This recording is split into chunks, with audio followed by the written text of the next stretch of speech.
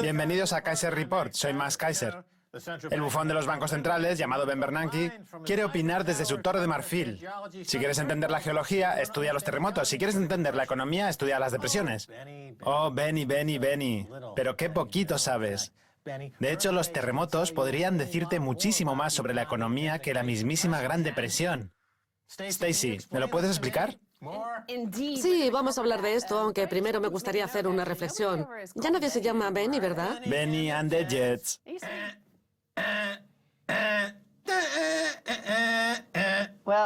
Sí, el nombre estaba muy de moda en los 50, bueno, durante la Gran Depresión. Benny, sí. Me gustaría analizar ahora un titular que constituye una buena analogía del sistema financiero mundial, ese mismo sistema del que Ben Bernanke, como director de la Reserva Federal de Estados Unidos, llegó a estar al frente. Obviamente fracasó como director cuando todo el sistema quebró. Ahora vamos a analizar los terremotos en Oklahoma, que han frenado las operaciones de fracturación hidráulica en este estado. Es el tercer tema más visitado en las interwebs. Fracturación hidráulica. El titular dice así: en Oklahoma, la Agencia de Protección del Medio Ambiente de Estados Unidos cierra 32 pozos en una nueva zona expuesta a terremotos. A principios de septiembre se produjo un terremoto de magnitud 5,8 en la escala Richter. Si alguna vez alguien ha vivido un terremoto, sabrá que hablamos de un terremoto enorme, da miedo. Pues bien, cerraron la mitad de los pozos que se utilizan para la fracturación hidráulica. Bueno, de los pozos de inyección, de los que precisamente me gustaría hablar. La energía es un componente fundamental para la economía mundial. Necesitamos petróleo, necesitamos gas y necesitamos energía nuclear. La energía es necesaria para el correcto funcionamiento de nuestra economía. Ahora el problema no está tan relacionado con la producción que se consigue con la fracturación hidráulica como tal, ni con los pozos, ni con las excavaciones, sino con el agua residual que se utiliza en los pozos de inyección. Para extraer el gas natural y el petróleo hace falta una gran cantidad de agua. El problema es que hablamos de aguas residuales que contienen una alta concentración de residuos radiactivos y otras toxinas. ¿Cómo nos deshacemos de esa agua que está causando tantos terremotos en Oklahoma? En el sistema financiero ocurre algo parecido con el crédito, que es el componente que permite que los sectores financiero y económico sigan funcionando. Pero este crédito también contiene muchos productos derivados tóxicos, deudas incobrables, etc. Y ese es precisamente el problema. ¿Cómo nos deshacemos de esta deuda mala sin provocar una gran depresión a nivel mundial? Hemos intentado poner parches una y otra vez, pero está sucediendo algo parecido a lo que hemos visto en Oklahoma, donde ahora han cerrado todos esos pozos de inyección, y el lunes los reguladores estatales y federales ordenaron el cierre de 32 pozos de desechos en el noreste de Oklahoma, ya que se encuentran demasiado cerca de la falla tectónica recientemente descubierta, que provocó el terremoto más fuerte registrado en toda la historia del estado el pasado 3 de septiembre. Espera. ¿Los pozos de desechos son distintos a los pozos de fracturación hidráulica? Sí, son distintos, son pozos de desechos. De hecho, me gustaría enseñarte un mapa de Estados Unidos, bueno, de la mitad de Estados Unidos en la que hay fracturación hidráulica. Todos esos puntos rojos son pozos de desechos que han originado terremotos. Los grises representan el resto de pozos de inyección. Pero yo pensaba que reciclaban el agua. Sí, en Pensilvania la reciclan, por ejemplo, debido a la alta concentración de desechos radiactivos en el agua por la pizarra de Marcelo que se encuentra en esa zona. Así que tratan el agua, pero esto genera una gran concentración de lodo radioactivo. Así que tienen que buscar un lugar en el que verter todo este fango. Aquí, debido a la naturaleza geológica de la roca, inyectan el agua a la mayor profundidad posible para que así, con suerte, no llegue hasta las aguas freáticas. Pero, en su lugar, lo que está provocando son terremotos. Entendido. Obviamente da bastante miedo, pero según Chad Wormington, presidente de la Asociación de Petróleo y Gas de Oklahoma, obligar a los operadores de petróleo y gas a dejar de inyectar aguas residuales o a reducir la cantidad que pueden inyectar hará que estos operadores no puedan extraer tanto petróleo ni tanto gas natural, lo cual puede provocar serios problemas económicos. Hablamos en muchos casos de pozos que valen varios millones de dólares y en los que ya no se podrá trabajar, punto. Avisó Wormington, si se prohíbe la eliminación de residuos, esa agua no puede servir para mucho más. Así que la actividad de estos pozos está en un punto muerto. La actividad económica también está en punto muerto. Al principio del programa hablábamos de Ben Bernanke y de cómo no supo establecer la relación entre el estudio de los terremotos y el de los mercados financieros. Y es que si intentamos deshacernos de estos productos financieros tóxicos, de estos derivados, de esta deuda mala, etc., todo el sistema entraría en punto muerto. Así que, ¿qué se puede hacer? Los mercados mercados financieros han optado por seguir adelante con el fraude, con los terremotos, es decir, con las rupturas y las quiebras del mercado que son los terremotos financieros del sistema. Sí, hemos empezado con Ben Bernanke, y con estas políticas financieras que están impulsando la deuda y provocando un retroceso en términos de pérdidas. Es algo que podemos ver en todas las áreas de la economía, como en la industria de la fracturación hidráulica, que ya no puede utilizar estos pozos de desechos porque provocan terremotos y tienen un costo totalmente prohibitivo. El resultado es el cierre de todo este sector que, sin embargo, es sector fraudulento que goza de una gran protección. Es un fraude, igual que los bancos centrales. Son fraudes con una buena protección. En Estados Unidos, todos estos chanchullos consiguen protección. No es una economía... Sí, lo que ha sucedido en el sistema financiero es que no quieren que los bancos quiebren, no quieren que las empresas demasiado grandes para caer quiebren, etc. Así que han conservado todas estas fracturas en el sistema que ahora podría derrumbarse en cualquier momento. Tenemos otra analogía más para lo que está pasando relacionada también con el caso de los terremotos en Oklahoma. Hasta el 2008 el Estado registraba una media de 2 terremotos al año con una magnitud superior a 3,0, ya que en la zona hay varias fallas naturales que provocan los terremotos.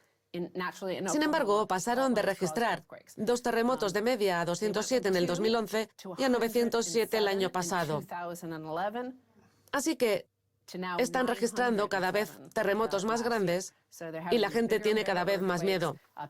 Además, estos terremotos están provocando daños en las viviendas. ¿Quién va a hacerse cargo de todos estos daños? Ese es precisamente el próximo titular. Terremotos en Oklahoma. ¿Quién paga? Hasta ahora, solo el 15% de la población cuenta con un seguro contra terremotos, pero resulta que de las 100 reclamaciones por daños provocados por terremotos en Oklahoma en el 2014, solo 8 de estas reclamaciones recibieron compensaciones, según el comisionado de seguros de Oklahoma. Y de hecho, a la luz de los datos publicados a principios de este año, solo el 20% de las reclamaciones por daños provocados por terremotos han recibido algún tipo de compensación desde el año 2010. Y es que para tener opción a prima, estas pólizas de seguro cuestan entre $50 y $300 al año. Pero luego está el deducible, que puede llegar a ser el 20% del valor de la vivienda. Así que si una vivienda vale $100.000, el propietario tiene que abonar los primeros $20.000 para cubrir los daños, y a partir de ahí interviene el seguro. Así que ahora todos los reguladores estatales están debatiendo al respecto. La gobernadora Mary Fallin, desde luego, está a favor de la fracturación hidráulica, ya que genera muchos ingresos. Sin embargo, también le preocupan todos esos ciudadanos que tienen que acudir a las urnas, quizá no tan contentos con ese sector, ya que todos los años tienen que pagar $10.000 en concepto de daños, aunque luego el seguro cubra el resto. Y así una y otra vez, así que es normal que se acaben enfadando. Pero se consiguen ingresos. Sí. Pero no del negocio en sí, porque el flujo de efectivo es negativo. Bien, volviendo a la metáfora de la banca central, podríamos hablar también de esos mercados mundiales obligacionistas con tasas de interés negativo. ¿Por qué la gente sigue adquiriendo estos bonos si solo son pérdidas garantizadas? Pues porque piensan que los bancos centrales y privados son tan corruptos que van a seguir bajando aún más las tasas de interés negativo. Es lo mismo que ha pasado con Wells Fargo, un banco que descubre que miles de sus banqueros están robando cientos de millones de dólares a los clientes y accionistas y que en lugar de denunciar esa situación, se intenta aprovechar de ella. Saben que pueden beneficiarse de todas estas situaciones de coacción y conseguir una parte del botín que obtengan los secuestradores. En la industria de la fracturación hidráulica sucede algo parecido. Aunque es una industria con un flujo de efectivo negativo y económicamente inviable, la gente sigue invirtiendo porque genera una gran cantidad de dinero y esperan conseguir algo del botín. Sí. O como el banquero que gana $125 millones por crear miles de cuentas falsas. Todo el mundo quiere ser como ese ejecutivo del sector de la fracturación hidráulica que se embolsa miles de millones de dólares gracias a un negocio económicamente insostenible y con flujo financiero negativo. Irónicamente, el crédito barato es el causante de esta situación. Y este crédito barato es el resultado de todos esos terremotos financieros provocados por las deudas tóxicas que se han ido acumulando en el sistema. Y al intentar esconder todo esto, al intentar ofrecer básicamente un seguro a los mercados, se ha generado esta situación. Obviamente, no todos los pozos de gas tienen un flujo de efectivo negativo. Algunos de ellos son grandes productores y resultan muy rentables. De hecho, esta es una de esas zonas en las que los pozos resultan rentables. A pesar de todo esto, también hay que empezar a tener en cuenta el costo a largo plazo para un sistema en el que claramente Se están produciendo cada vez más y más terremotos y más acontecimientos sísmicos, a cada cual mayor. Si no se incluyen los costos medioambientales. Sí, no solo los costos medioambientales. En el siguiente titular vamos a analizar un informe de Standard & Poor's que clasificó los créditos y analizó los costos económicos a largo plazo, al igual que hacen las aseguradoras al evaluar los posibles costos económicos a largo plazo. Vamos a verlo. Un gran terremoto en Oklahoma podría suponer un riesgo económico no solo para los propietarios de viviendas, sino para todo el Estado.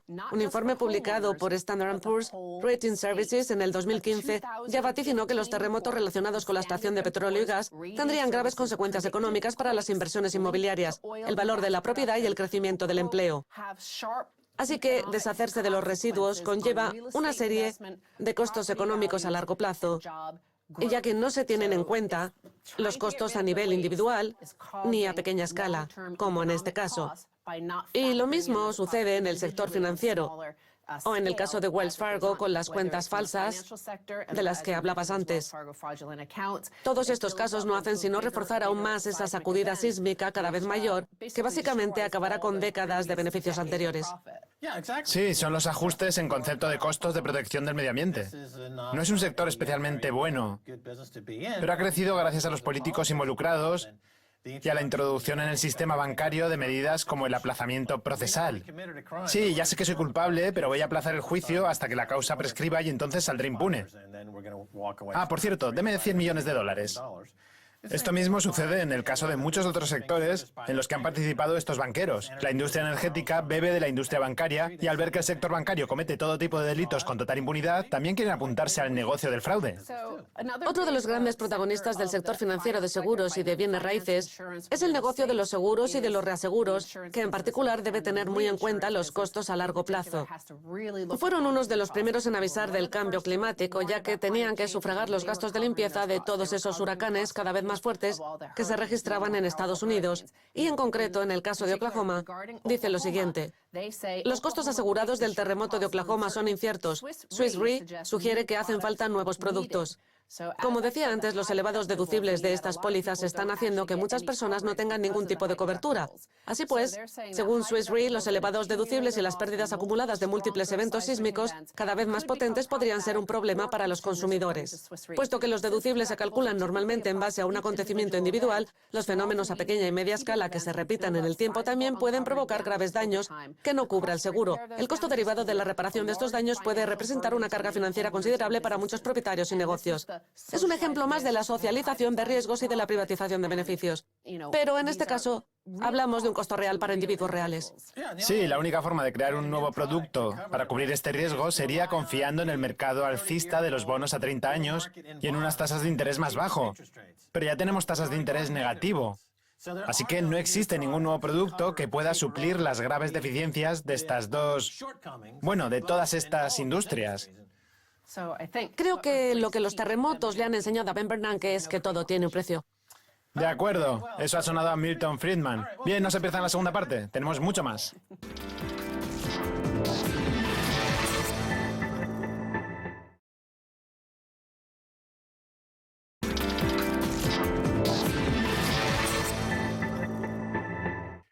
Bienvenidos de nuevo a Kaiser Report. Soy Max Kaiser. Es hora de ir hasta París para hablar con Pierre Jovanovich, autor del libro La historia de John Law. Pierre, bienvenido de nuevo. Gracias, Max. Bonjour. Muy bien, bonjour. Pierre, para aquellos que no lo sepan, ¿podría explicar quién fue John Law y qué tiene que ver con los problemas que la banca central tiene en la actualidad? Sí, es un personaje muy interesante.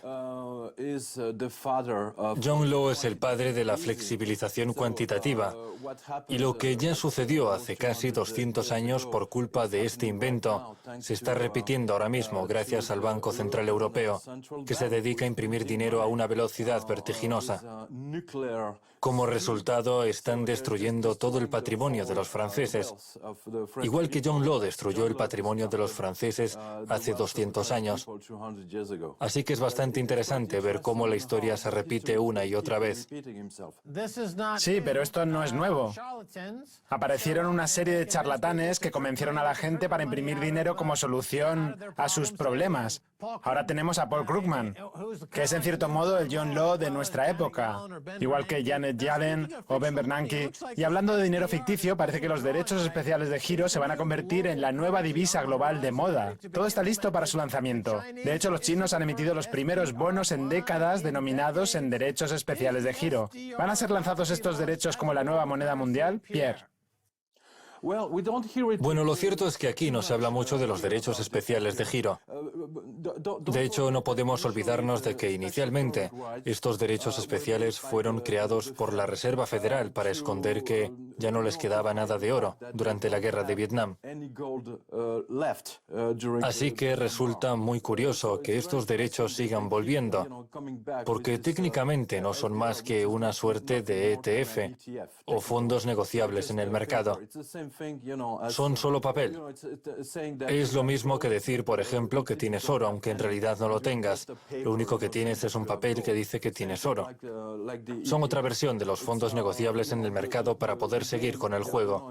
Pero como le decía, aquí en Francia no se habla mucho de los derechos especiales de giro. Sí, es una buena reflexión. Es decir, los derechos especiales de giro serían, tal y como usted decía, una cesta de monedas o un producto igual que los fondos negociables en el mercado. Es un derivado de un derivado.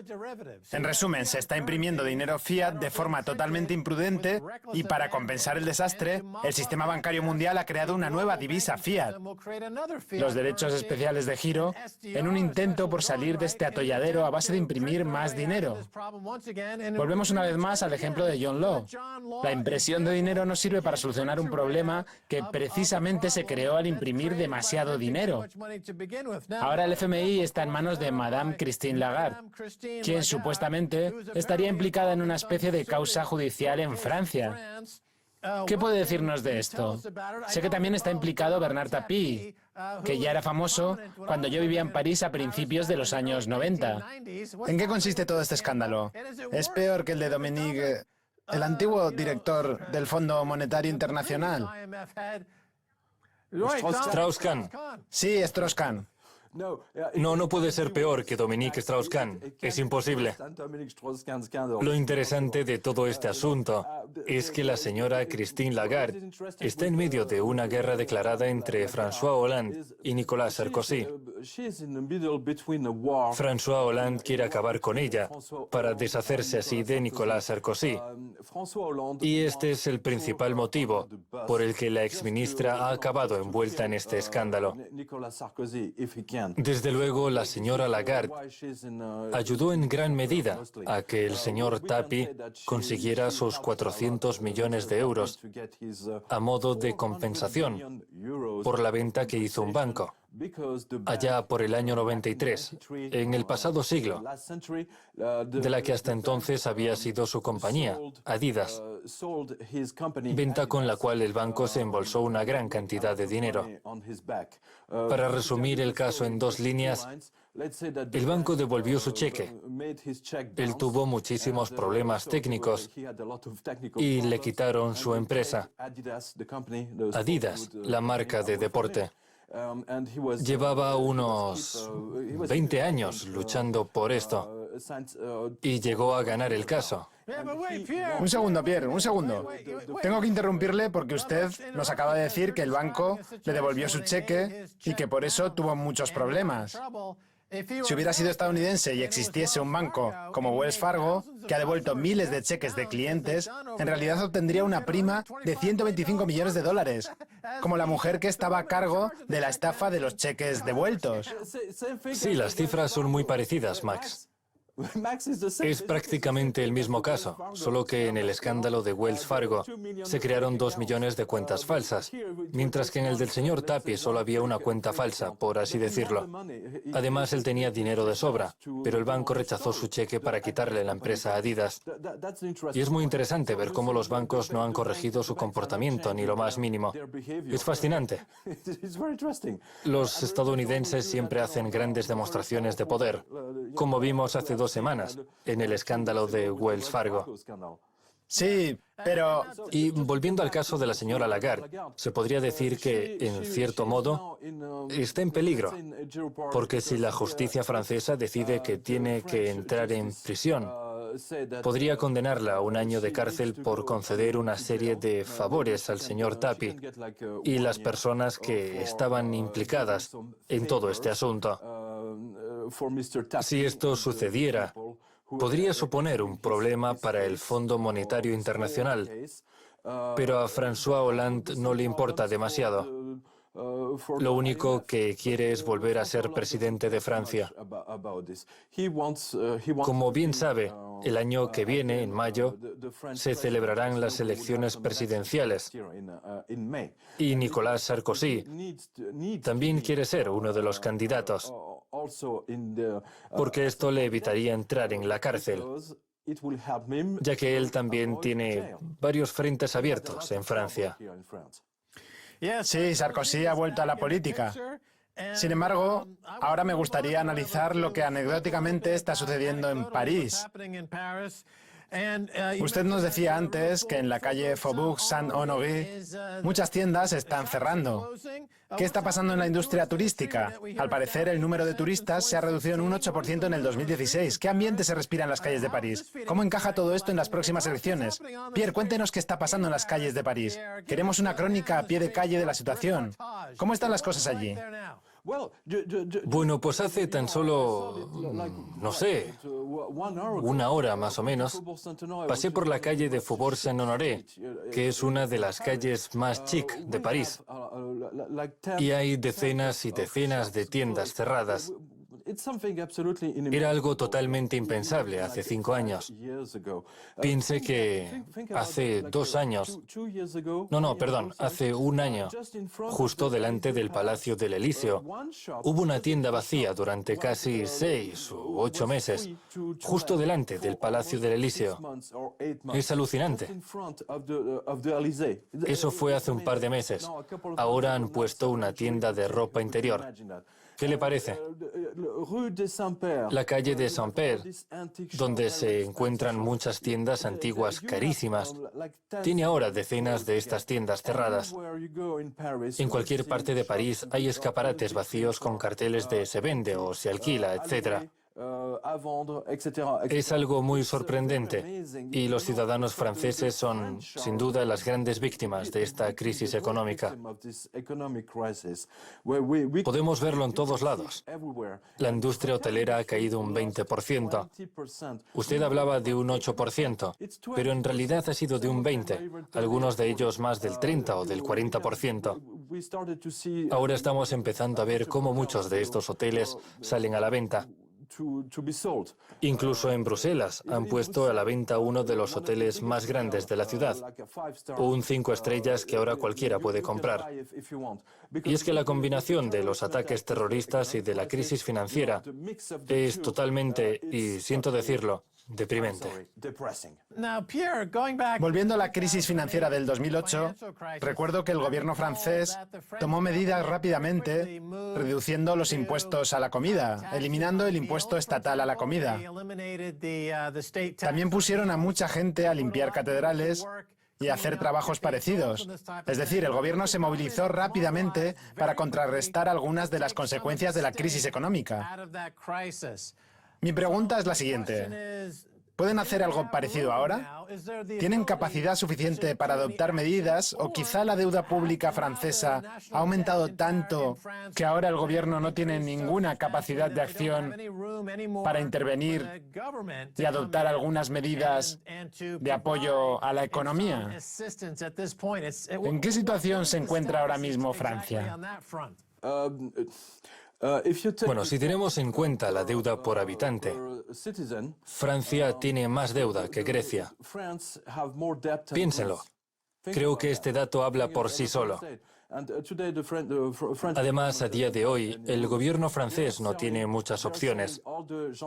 Se están vendiendo todas las gendarmerías, todos los edificios públicos del gobierno, exactamente igual que sucedió en Grecia cuando el gobierno heleno empezó a vender sus islas, etc. Es una tragedia ver cómo Francia cae en picado igual que vimos a Atenas caer en picado hace 5 o 6 años. Está sucediendo lo mismo aquí. Podemos verlo y sentirlo con ejemplos muy concretos. Y además tenemos un buen ejemplo anterior, Grecia, y más concretamente su capital, Atenas. España también tiene el mismo problema. Los despidos son otro síntoma evidente. Nunca habíamos visto tantos despidos en un mes de septiembre.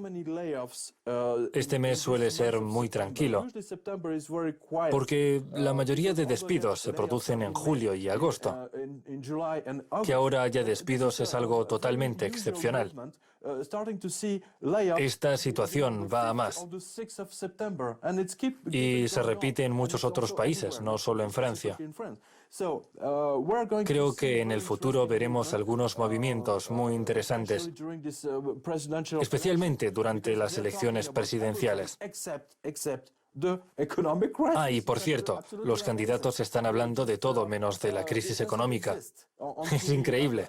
La crisis no existe ni en la tele ni en la prensa. Es alucinante. Bien, tenemos que dejarlo aquí. Nos veremos dentro de poco para seguir hablando. Gracias por estar en el programa. Gracias, Max.